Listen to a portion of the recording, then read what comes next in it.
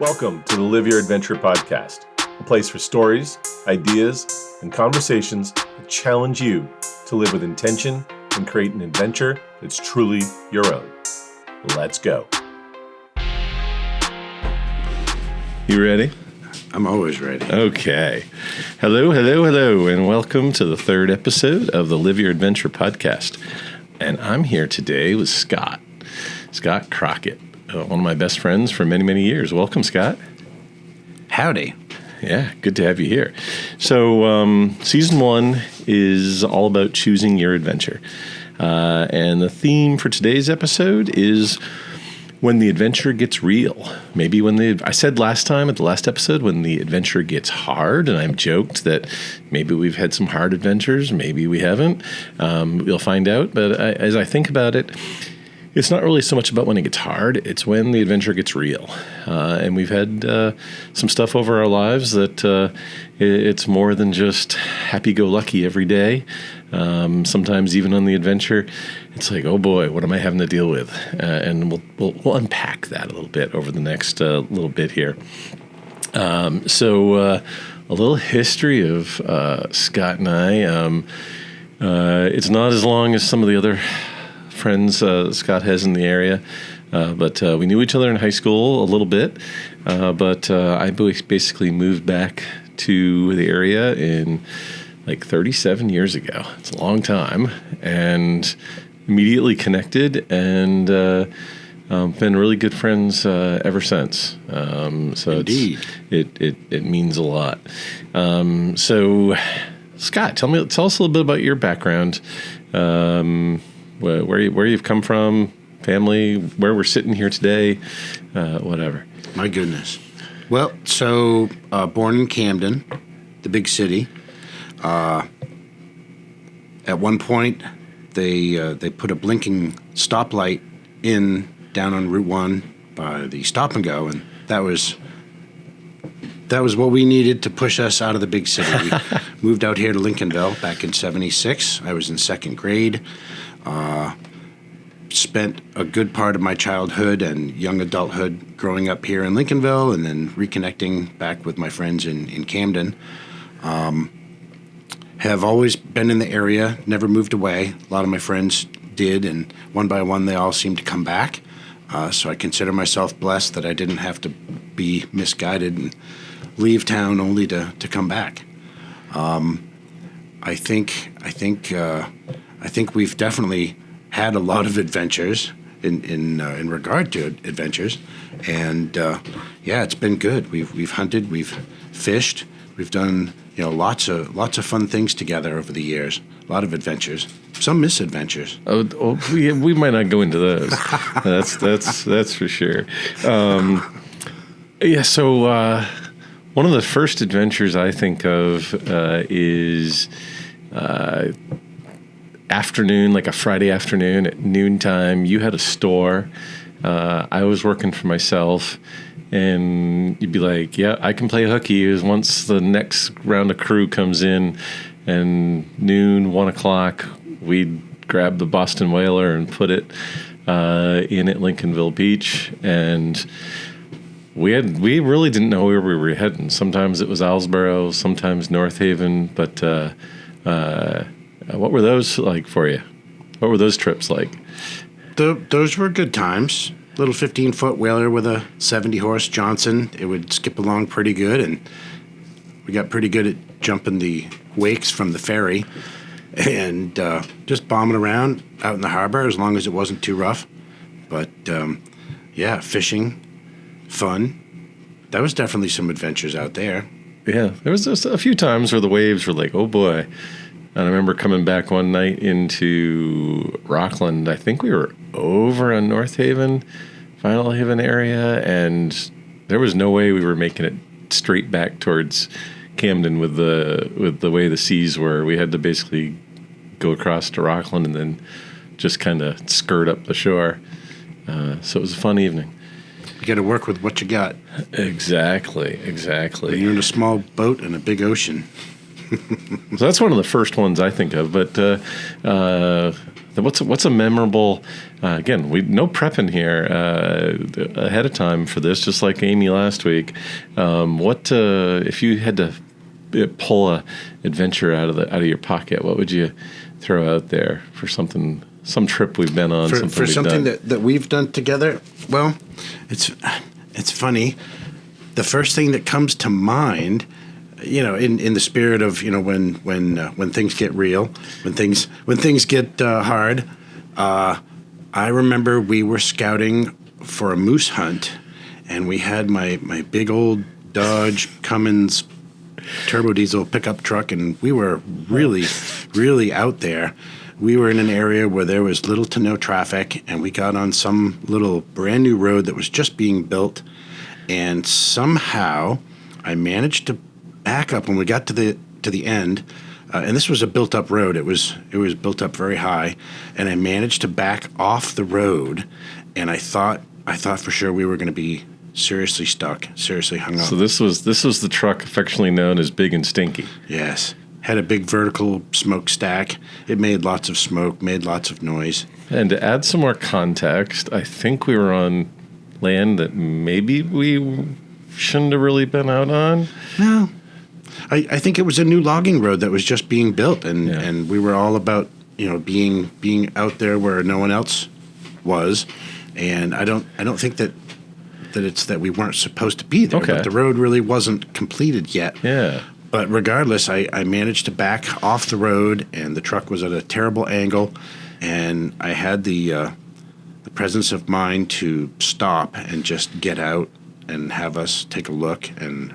We took our evaluate. time. We did. There was no need to rush getting more stuck. I've been listening to this guy that traveled a lot in Africa.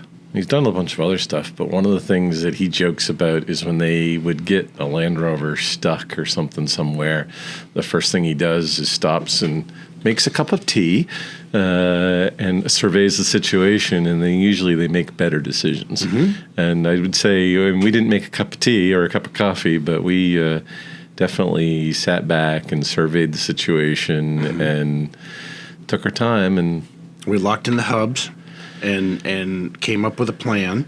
and by the grace of God, we managed to just get back on even footing far easier than I thought it was going to be. Yeah. But at the time, I thought we were really in a very bad place. When it gets real. Yeah, absolutely. So you can appreciate it when it gets back to good and easy. Cool. One of the trips that I think about is it really wasn't a trip. It was really a career for many years. Lo and behold, I started a tech company, and I needed somebody to come aboard.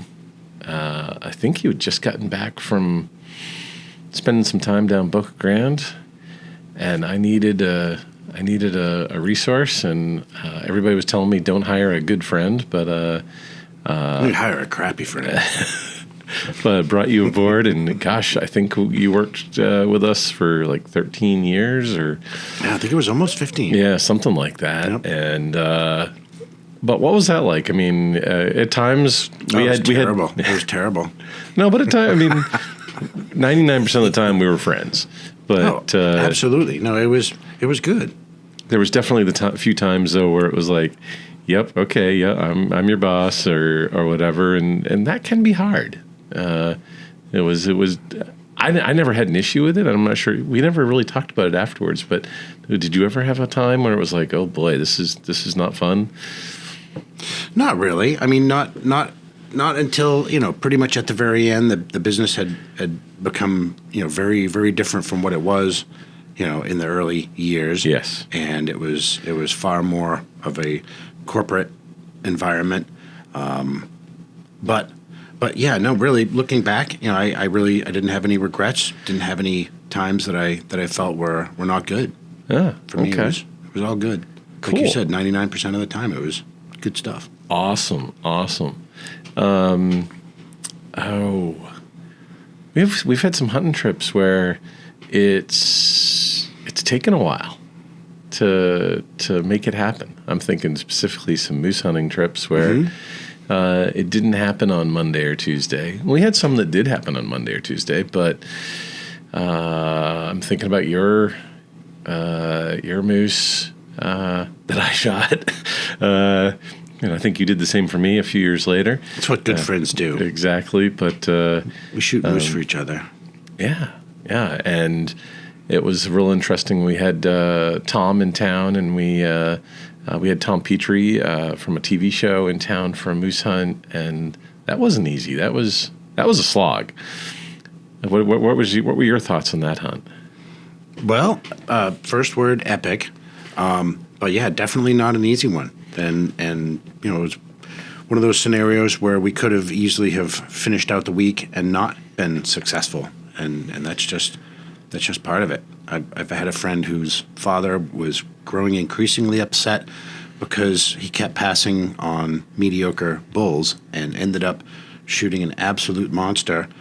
End of the day, Saturday afternoon, right down to the wire, and shot an absolute monster of a moose. But yeah, it's rarely ever easy. Rarely do you win immediately out of the gate. Usually have to work for something. Yeah, I definitely see that. So, think of another. What's another adventure that we've been on? You pulled one out there a minute ago, but what's another one that you feel like it's gotten real, or it's gotten hard, or maybe it's been easy? Well, I think any adventure is something that you have to put some effort into. So really, almost any of them, there should be some things that are simply not easy, that are hard or difficult. You have to put a lot of planning and financing and preparedness on any adventure. Putting your hands on all the things that you need. It's hard when we know that we have things and you can't always immediately put your hands on them, but when you've got to get packed up for an adventure and you need certain things, it takes a lot of time just in preparing and pulling things together. If it's a multi-day adventure, you got to think about meals and the logistics of all of that. But as far as like thinking of an adventure, gosh, I remember there was a fun time when we had a really large shark on the line down in the pass, down in Boca Grande, and we never did get to see him, but there was a lot of heaving and grunting and anxiety and excitement. It was wonderful, even though we never really ended up seeing that fish. I think you had him on for close to 45 minutes, if I remember. It was something big that I probably had no business trying to pull up off the bottom. But it was definitely a big fish, and I've hauled in 7-8 foot sharks with the same size gear with some time, but with relative ease. But that was something that was really, really big, and that can be humbling. But that was a fun little adventure. You and I went on an adventure last spring for a month. Oh boy! Fished the entire coast of Florida. The coast of Florida, east, south, west. Yeah, that was. They had some stuff that was real.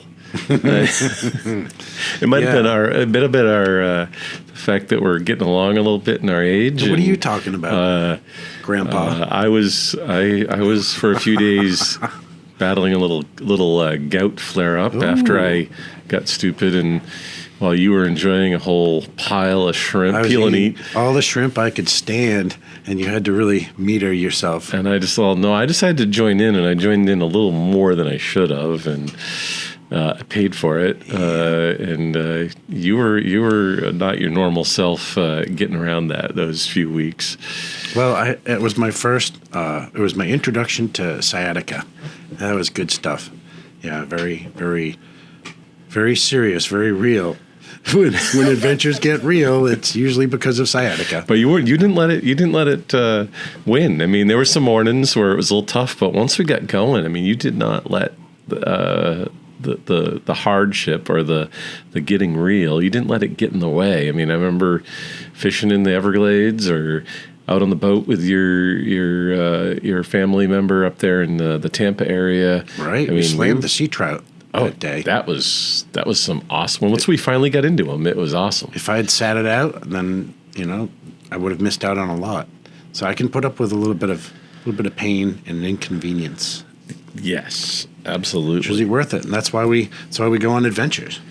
And, it's never easy, it's never simple, it's never free. Yeah. And sometimes it's not without its consequences. But we do these things because we're passionate about it, and that's how we indulge our passions. Yes. So one of the things I've always respected about you is don't be scared now, is that you can talk to anyone. I try. I do much better nowadays than I used to, say, 10, 20 years ago. I sit back and I will listen to whatever, but you can frankly strike up a conversation with just about anyone. And that, maybe you don't find that hard. I have to work at it nowadays, so it is hard. But, I mean, tell me about that. I mean, how do you approach that? Or does it just come naturally? You don't even think about it. Well, to be fair, I would say it probably does come natural. I think you can start with some small talk, and I think one of the easiest ways to have a conversation with someone is to find something that they are comfortable talking about. If you're able to find something that you have any interest in and engage them and get them to talk, it's a lot easier to listen than it is to speak. But I always start off with a positive attitude, and I try to say something decent that won't cause someone to pull back.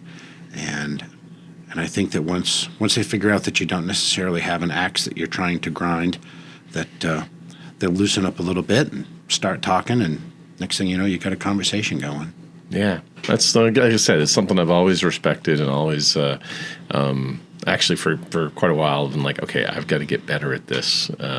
It's something I'd always note in how you'd go about it. And it's probably something that's, in your current career, it's something that's probably been extremely beneficial. So what do you do nowadays? Oh, my goodness. I'm a therapist. I'm a therapist for people who want to buy or sell a home. Some people would call me a realtor. But yes, I help people. That's what I do. Okay. You're trying to help me right now. I've got a property for sale, and yes, trying to get me all the way through the process with the potential buyers, etc. Yep. So it would seem that not every, but a lot of these probably end up being little adventures into themselves as you get to live, clean out houses, or help people find if they're coming to the area looking for a house, that you become part of their little adventure. So what's that like? Well, it's very, very different whether you're on the buying or the selling side. If you're on the buying side, part of what I do is I help weed out the properties that probably aren't going to be a good fit. If I can do a good job of listening to what someone tells me they're looking for, and I had someone ask me about a house just the other day. They're from away, and fortunately, I had just looked at the house with someone the other day, and everything was wrong with it. From the surface, it looked like the perfect, Big Mac, but the Big Mac that's in the picture that looks perfect. But the reality is that it was very far from that, and there were lots of elements that weren't anything that these buyers were going to want to have become their responsibility. So I just had to set them straight and let them know, wow, this one really has a lot going on that would need to be addressed. And I left some scathing feedback for the listing agent and suggested, significant price reduction. They did actually reduce it, but it's still, wow. So anyway, working with buyers, you're basically a professional wingman, and you're helping them, figure out, this one's not for me, this one's not for me. Oh, maybe this one's for me. Helping them find the right product. Help them to understand that no house is perfect any more than any perfect person is perfect. So, yeah, helping them out that way. And then on the selling side, trying to help someone maximize what they're able to get out of a property and what is realistic. So there's a lot to it. And for most people, these would be the largest transactions that they'll ever be part of in their lifetime. So it's important to get it right and to be able to make decisions that are grounded on good insight. Yeah. But it's fun too, because I like shopping, and when you're buying houses, that's power shopping. And when it comes to selling, I like that too. It is a small adventure. It's funny. I walk through houses that, some of them it's really, really scary and sad. The condition of houses, they can be absolutely packed to the ceiling. Hoarders nightmares. I do sometimes have strange dreams. I won't call them nightmares, but I've had strange dreams that I'm in houses and I don't know why, but I understand it's because I'm a realtor. Cool. A little crazy. Well, I think it might be time. Another thing that you and I have grown to enjoy is enjoying a little sippy sip. Every once in a while. Sippy sip, yeah. And we don't drink from a sippy glass or whatever. So I don't drink from a shot glass. Ooh. No. So we do like our bourbon. You're the one that as my wife blames for getting me into. This is my fault. Yes, this is your fault. We'll make a small little pour for today. It's always 5 o'clock somewhere, right? But today we're going to drink my favorite, some Eagle Rare. The Eagle. Yes, absolutely. So, cheers, buddy. I'm glad to have you here. Cheers. What do they say? All bourbon is whiskey, but not all whiskey is bourbon. Exactly. And I really don't get excited at all about whiskey, but I have become passionate about bourbon. I don't get overly carried away with it, but I enjoy it. Yeah. Well, part of our adventure last year was we on our way home from our fishing the coast of Florida, we went through Kentucky, and what did we hit up? 4 or 5 different distilleries, and it's like Disney World. You can't do it. You can't do them all in one trip. No, never. You have to be realistic. But yeah, we did. We went to several. We went to America's oldest whiskey bar, and in Bardstown, and had fun there. We actually met. We were at Wild Turkey at the right time, and met Jimmy. Yes, that was probably the highlight of that portion of the trip for me. Yeah. And Mr. for me Jimmy it was Russ. cool, but I knew you had said multiple times, I've been here and he hasn't been here. And we were almost ready to leave, and we decided to have one more sip, and lo and behold, he walked in while we were having that next sip, and got his autograph, etc. Got to chat with him for a minute. So that made that added to that whole adventure. That's for sure. Perseverance. I think it was the 3rd or 4th time I'd actually been to that distillery, and had never seen him, but in researching a little bit, learned that he usually stops in the afternoon if he's going to. Cool. It was neat. So I got lucky. It was my first, my first time there. So we'll start getting into some other question stuff here now. Uh-oh. Yeah. So this is the life gets real. I mean, we all go through stuff in our lives. Our lives change from when we started hanging out in our early 20s, and lo and behold, we're almost 60 now. It's been a long time. So what's it like? And you've had a lot of long friendships and stuff, but what's it like? And something I think about a little bit is friendships change, and some people you stay connected with, some people you disconnect with a little bit. But what are your thoughts on how do people get through, or how do friendships adapt over over 20, 30, 40 years. Well, yeah, that's a deep subject. It is. It is. Yeah, I think when I look at most of the friendships that I have, I've maintained communication with a lot of friends. Excuse me. So I'm just coming off a cold. Not a problem. Some friends, it seems like I've been in continuous contact with over all the years. Others, you spend time with them, and years later you find that you're not spending that much time with them. I think that, as long as you have similar interests and things that draw you together. So, I mean, for example, you and I have a number of interests that just can tend to keep us, together, because we're continuing to fish together, continuing to hunt together. We get together and have a sip of bourbon. It's not what our relationship is based on, but we still have a lot of things in common.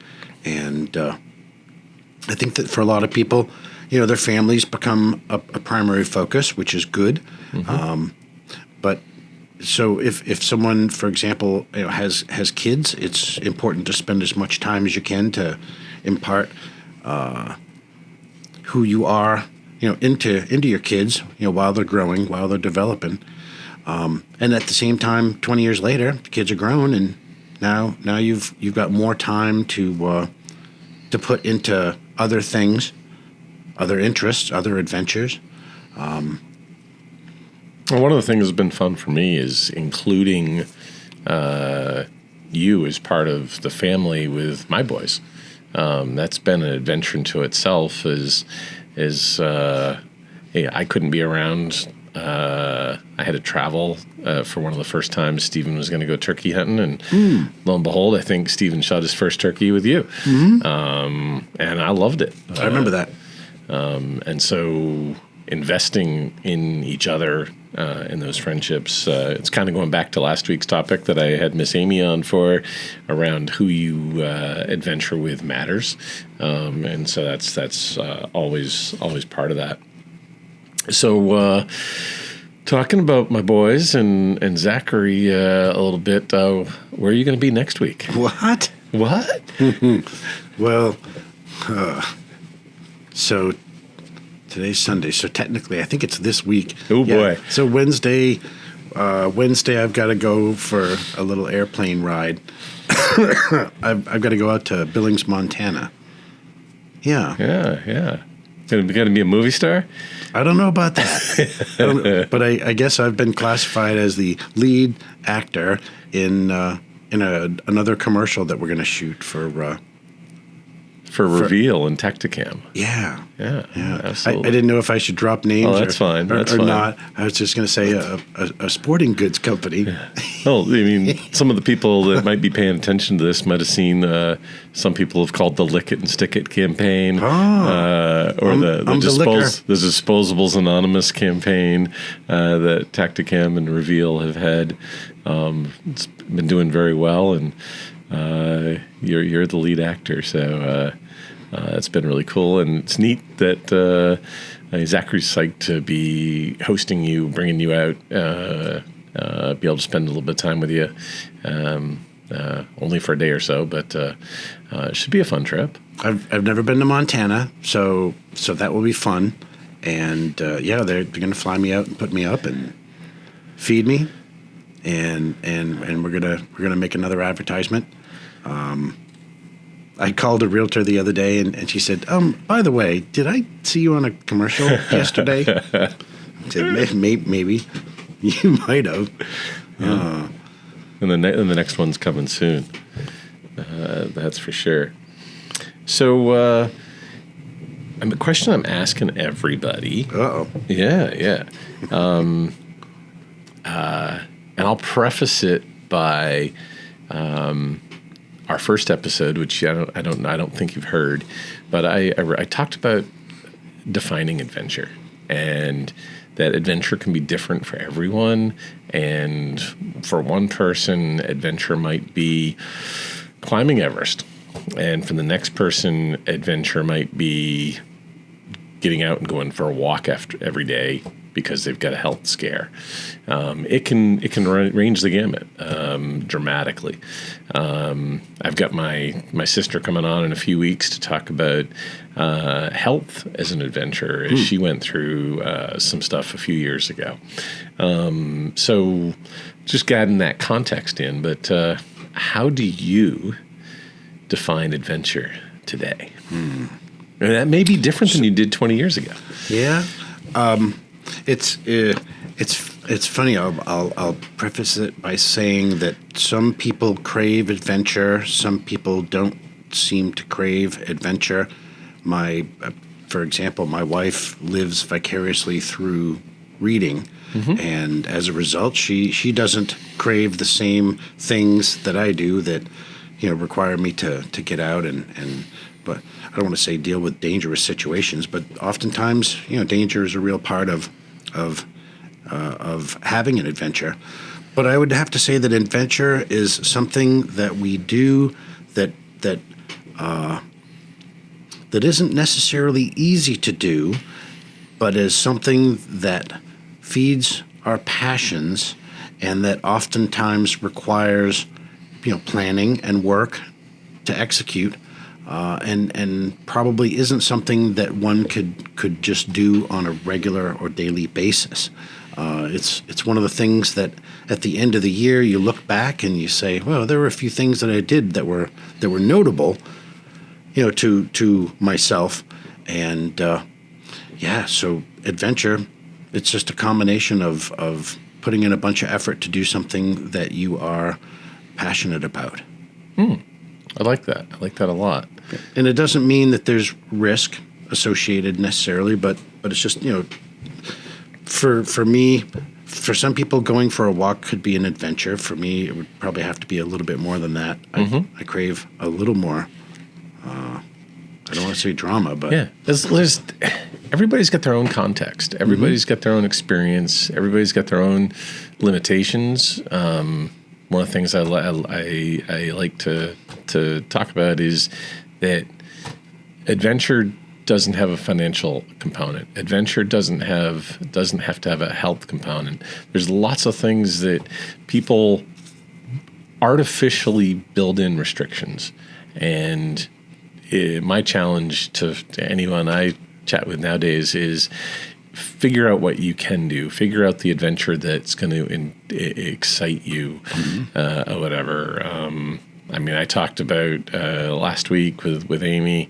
I never thought I'd be dancing, or whatever, and that was literally the hardest thing I've ever done in my life. It was quite the adventure. Now it seems kind of commonplace for me, but.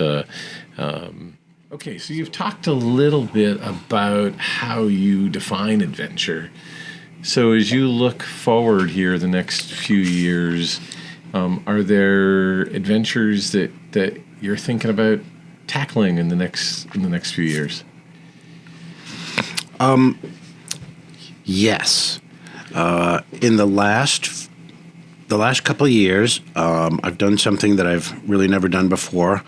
We've been going fishing for king salmon out on Lake Ontario, out off New York, and it's different from the type of fishing. For years I've paid to go out on a boat to go jig some haddock, pay $100 to get out offshore, but this is a little bit different in that we're chartering a boat, and it's just a whole different ball game. I've never been in the position financially to be able to consider that option. And anyway, I'm realizing that at my age, that it's not going to get any easier to do it, and I probably ought to try to do it while I've got it in me. When I get up at 4 o'clock in the morning and get ready to go deer hunting, and my wife's shaking her head saying, "Why, baby, why?" And I tell her, because I got to do it while I still have it in me to want to do it. I don't want to look back someday and have regrets that I didn't go for it when I could have, should have. So that's one thing. For the last few years and something that I look forward to. I'm so hoping to hopefully be able to get out with you sometime on one of those trips. Yeah, we're just going to have to aligned. we're going to have to plan an additional trip and make it happen, because it's quite spectacular and something that one of the people that I fished on that trip with has fished in Alaska and said Alaska doesn't compare to this. This fishery is so impressive. So I can understand why gentlemen our age will pay to lease a piece of property so that they can hunt on it. I'm starting to understand that. Those types of adventures, I've still never, paid to go on a hunt, but I am starting to understand the value of paying to go on an extraordinary fishing trip that you're not going to be able to pull off by yourself. Right.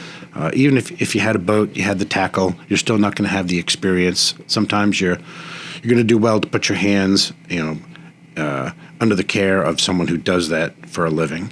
A matter of fact, I do look forward to. I'd like to get out with Stephen and do some striper fishing this summer.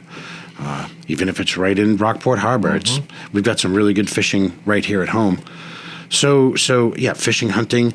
I've been exploring more down in Florida. I'm quite intrigued with the mineral springs and snorkeling, and I have yet to wrestle a gator, but I'm not gonna say I'm looking forward to it, but I'm hoping that I'll maintain my composure when I do meet one underwater. But yes, a lot of good stuff going on down south where it's warm in the winter. So that's something I'm deciding that I need to embrace. Oh, cool. That'll be, getting away from the cold weather for a few months each year. These winters do linger on. Today we're recording this. Yesterday was the first day of spring, and today we're getting 5 inches of snow. Yeah, it's good stuff. So yeah, it's some people, I can understand why they decide they want to spend 3 to 6 months in a warmer climate. That's for sure. So I think I'll start trying to wrap this up today. The goal was to really share some thoughts about adventure, and sometimes it gets real or hard. And those terms are relative. It could be something where if somebody was climbing a mountain and people could be in real perilous situations. We haven't been there. You could be out fishing and struggling to get in on a boat out on the shore. I was there one time with my family. Seas came up a lot quicker than expected, and it was one of those, oh boy, I'm hoping we make the right decisions, whatever. So the adventures can get real. Like you shared, we ended up in the middle of nowhere. It would have been a 10 or 15 mile walk out of the woods if it would have been. We had no cell phone coverage when Big and Stinky was precariously positioned, but I say perfectly perched and parked. Wiser heads prevailed. Half in the ditch, and we get out of that. So regardless of how the adventure goes and who you're with, really just patience and persistence are two keys, I think, to getting through. And we've shared kind of some examples of that a few times through this. Can I throw passion in there too? Passion. If we're doing, may as well call it the 3 Ps. The 3 Ps. Yes. Yeah. If there are things that you are passionate about, you need to act upon it, because in the end, when you look back, you don't want to have regrets. You don't want to say, I should have done that. Why didn't I do that? And I've had a lot of older people in my life tell me that you need to go for it, because there will be a day when you're not going to be able to do it. Yeah. There's 2 sayings that I've picked up recently. They're not mine. One is from a group here in Maine called 207 Overland, and it's their phrase is no more someday. You just got to do it. You can't wait. You can't find the perfect situation. You can't wait until you've accomplished a certain thing. You just need to go do it, and have that passion and do it. And the other one, it's actually Rochelle Croft from Ex-Overland, and her saying is start somewhere. Because a lot of people have a hard time figuring out where to start. They want to go fishing, or they want to go hunting, or whatever it might be, and they don't know how to start that. So, the three P's. What do we say they were now? Patience, persistence, and passion. And passion. Ooh, I like it. I like it a lot. So, if somebody's looking to sell a house in Maine, or buy a house in Maine, especially the mid-coast area, how would they get a hold of you? There's only one guy to call. Yeah, exactly. That'd be me. And of course, I have a highly published number, but I currently work for Remax Jarrett & Cohn in Camden, and cool. So I won't necessarily put my that's perfect. No, phone that's number perfect. out here, but that's perfect. I'm easy to find. You can go on any of the big real estate sites and look, and you'll probably find me. Excellent. So I'm in. I think it's my 10th year. Yeah, and what a long, strange trip it's been. I mean, it's been a lot of fun. It's been an adventure in itself. Absolutely. So where we're going next week is I'm going to be sitting down with my son, Steven. He's my oldest boy, and the topic with him is going to be adventure is a decision. And for those of you that might have listened to some of the other episodes, it's an area we've gone. Is some people, and Scott and I have talked about it as well. Some people decide not to take on adventure, and others do. And Stephen certainly has. And so the topic that Steve and I are going to tackle is that adventure is a decision. One thing that we're starting to do is on these episodes is share a quote, so as we wrap up today, the quote I'm going to share, and I'd love your thoughts on this, Scott. But this one is by a gentleman by the name of John Amat. He is a world-renowned mountaineer. He's summited Everest, so he's done some big things. But his quote is, "Adventure is not hanging on a rope off the side of a mountain. Adventure is the attitude that we must apply to the day-to-day obstacles of life."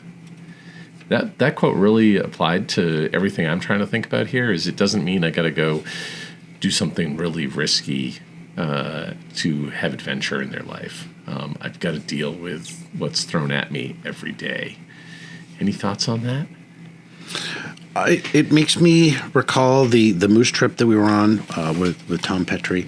That it was an incredible adventure, but what was really special about it was the camaraderie between all of the members, those of us that were present. It was a fantastic experience, and it wouldn't have been the same if any one of us hadn't been there. It still would have played out. It probably would have played out very similarly, but it's like in the quote that you mentioned, it's not so much about dangling off the side of a cliff as it is the adventure as a whole, the times that you spend together, you break bread, that you plan together and coordinate and execute the entire adventure. It's what makes it special. Cool. Excellent. Well, I think with that, we're going to wrap up this episode. Stay tuned in the coming weeks. Oh, yeah, we're almost done with our Sippy Sippies. Cheers. So we'll finish those up. And thank you all for listening to the Live Your Adventure podcast. Thanks for listening to the Live Your Adventure podcast. Remember to hit that subscribe button, follow us on social media at Hand Adventures, and for your next adventure, define it, pursue it, and live it.